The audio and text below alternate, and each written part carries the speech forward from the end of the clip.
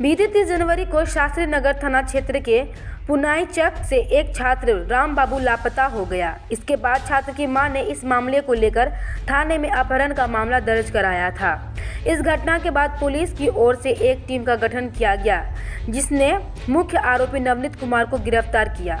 गिरफ्तार आरोपी ने पुलिस को बताया कि उसने अपने 3 साथियों के साथ मिलकर राम बाबू का अपहरण कर लिया, जिसके बाद सोने की चेन, ब्रासलेट, मोबाइल लूट लिया। उसने बताया कि 30 जनवरी को ही उसने राम बाबू की हत्या कर शव को बेतिया में फेंक दिया था। नवनीत की निशानदेही पर पुलिस ने बेतिया स्थित नवनीत के बेतिया वाले घर से सोने की चेन, ब्रासलेट, एक पिस्टल, 2 जिंदा कारतूस बरामद कर लिया है। वहीं नवनीत के निशानदेही पर पुलिस ने 2 अन्य अपराधियों को गिरफ्तार कर लिया, जिनकी पहचान नीरज कुमार उर्फ गोलू और रितेश कुमार के रूप में की गई है। पुलिस ने हत्या में प्रयुक्त कार को भी बरामद कर लिया है। बताया जा रहा है कि राम बाबू के पिता को पेंशन के रूप में मोटी रकम मिलने वाली थी। Powered by Mamdi Kitchen, India's biggest multi-premium brand of food delivery.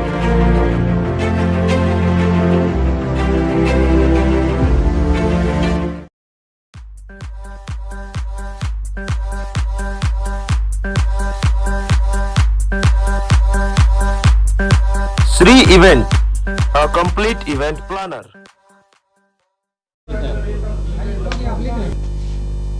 दिनांक 1 तारीख को शास्त्रीनगर थाना कांड संख्या 5721 प्रतिवेदित हुआ था। इस कांड में डीएसपी सचिवालय और सब इंस्पेक्टर प्रमोद कुमार जो अनुसंधान करता है इस केस के, इनके द्वारा बहुत ही सराहनीय काम किया गया है और कांड का न सिर्फ उद्भेदन किया गया है बल्कि वैज्ञानिक तरीके से साक्ष्यों का संकलन भी किया गया है और पूरी घटना का जो खुलासा किया है उसके बारे में आपको अवगत कराता हूँ कि ये घटना हुई थी दिनांक 30 तारीख को पुनाई चक स्थित राम बाबू नाम के व्यक्ति का अपहरण हुआ था, जो हम लोगों को दिनांक 1 तारीख को रिपोर्ट हुआ। 30 जनवरी को जो अपहरण हुआ उसकी घटना थाना को 1 तारीख को मिली। घटना के पश्चात जब हम लोगों ने वैज्ञानिक साक्ष्य जुटाना चालू किया तो सीसीटीवी का और सीडीआर का अवलोकन किया गया, तो उसके पश्चात यह स्पष्ट हुआ कि मृतक को उनके दोस्त नवनीत के द्वारा सोनपुर ले जाया गया था। तो पहले पूछताछ में जब इन्होंने बताया कि हम सोनपुर मृतक को छोड़ कर आए थे, तो उस जगह का हम लोगों ने फुटेज का अवलोकन किया तो पाया गया कि ये बात सत्य नहीं है। मृतक को वहाँ नहीं छोड़ा गया था, जबकि वो अपने साथ ही ले जा रहे थे। तत्पश्चात अनुसंधान अपने क्रम में आगे बढ़ा और अनुसंधान के पश्चात नवनीत कुमार ने ये बात स्वीकार की कि उन्होंने अपने अन्य 3 साथियों के साथ मिलकर इस घटना को अंजाम दिया है और मृतक राम बाबू को वो अपने साथ गाड़ी में सोनपुर ले गए। उसके बाद उन्होंने उसकी हत्या की और राम बाबू के साथ जो भी मोबाइल, उनकी सोने की चेन, उनका एक ब्रेसलेट, चांदी का ब्रेसलेट जो था, उसको छीना, उसको लूट लिया, उनको गोली मारी और मारकर लाश बेतिया में डंप की। नवनीत तो उनके साथी जो हैं वो बेतिया के ही रहने वाले थे, इसलिए वो लोग बेतिया में ही लाश उन्होंने डंप की। अनुसंधान के क्रम में हम लोगों को ये पता चला कि बेतिया के हरसिद्धि थाना में एक अज्ञात लाश का मामला भी दर्ज हुआ था, कांड संख्या 4721 हरसिद्धि थाना का। जब उस कांड के मृतक का फोटो का मिलान किया गया तो वो इन्हीं का फोटो आया, राम बाबू का, जिनका अपहरण हुआ था, जिससे इस बात की पुष्टि हो गई कि अपहरण का मामला नहीं था, ये अपहरण कर लूटपाट और फिर हत्या को अंजाम दिया गया। जब नवनीत कुमार से पूछताछ की गई तो ये स्पष्ट हुआ कि पहले नवनीत कुमार अपने साथियों के साथ बहुत समय से योजना बना रहे थे। 8 जनवरी से ये योजना बना रहे थे, क्योंकि फाइनेंशियल क्रंच था इनको, तो इन्होंने एक प्लान बनाया अपने दोस्तों के साथ मिलकर कि जो मृतक हैं उनके फादर के पास कुछ पेंशन की इनकम आई थी, उस इनकम को ये लोग फिरौती के रूप में मांगने का प्लान बना रहे थे, योजना तैयार कर रहे थे। लेकिन जब ये राम बाबू चूँकि नवनीत कुमार के परिचित थे, दोस्त थे, तो जो दोस्त को अपने गुड फेथ में लेकर, विश्वास में लेकर ये अपने अन्य 3 साथियों के साथ यहाँ से निकले और निकलने के पश्चात सोनपुर गए। तो रास्ते में ही मृतक राम बाबू ने अपने इंस्टाग्राम पर भी अपलोड किया था और अपने परिवार के अन्य लोगों को सूचना दी थी कि हम नवनीत के साथ निकले हुए हैं। तो मृतक के परिवार वाले, चूँकि सब परिचित थे आपस में, मृतक और नवनीत कुमार के परिवार वाले भी परिचित थे, तो मृतक के परिवार वाले नवनीत कुमार के परिवार वालों से भी पूछने लगे कि भाई राम बाबू जो हैं वो नवनीत के साथ ही गए हैं। तो नवनीत को भी फ़ोन आने लगे, तो नवनीत को स्पष्ट हो गया कि अब फिरौती नहीं मांगी जा सकती है। प्लान इनका फिरौती मांगने का ही था, या अपहरण करके हम फिरौती मांगेंगे।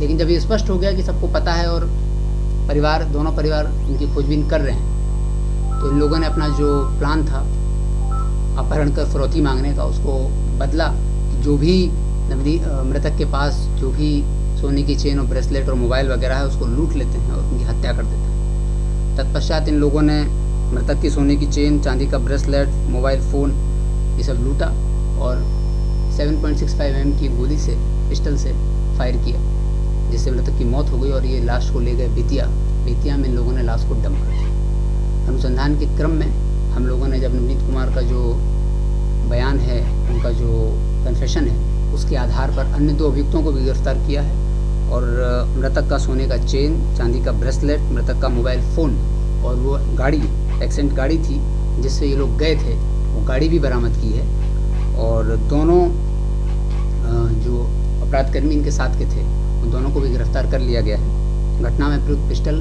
बरामद है और पिस्टल के साथ 2 जिंदा कारतूस भी बरामद है। तो 1 तारीख को सूचना मिली थी और जैसे ही सूचना मिली तत्काल FIR दर्ज की गई और अनुसंधान प्रारंभ किया गया। ये घटना 30 की थी। चूँकि मृतक राम बाबू और एक्यूज नवनीत कुमार दोनों के परिवार वाले परिचित थे, तो ये बहुत लाजमी है कि जब एक दूसरे से परिचित हो और उनको पता भी चल गया था 30 तारीख की शाम तक ही कि हमारा जो बेटा है राम बाबू वो अपने ही परिचित दोस्त के साथ गया है, तो शायद इस वजह से उन्होंने पुलिस में देरी से सूचना दी होगी, क्योंकि उनको भी पता था कि कौन नवनीत कुमार है। तो ये घटना हुई है और 30 तारीख को ही मारकर बॉडी को डंप कर दिया गया था। 30 तारीख की रात तक बॉडी डंप कर दी गई थी। इसीलिए हरसिद्धि थाना का जो कांड है वो 2 फरवरी को जब वहाँ पे अज्ञात लाश मिली तो वो कांड दर्ज किया गया और उन लोगों ने भी चूँकि हम लोग अनुसंधान कर रहे थे तो वहाँ लाश थी, तो उन लोगों ने उस लाश को जो वैधानिक अवधि होती है उस वैधानिक अवधि के पश्चात डिस्पोज ऑफ कर दिया। उनको जब सूचना मिली तो FIR तत्काल दर्ज की और उसके पश्चात अनुसंधान किया गया।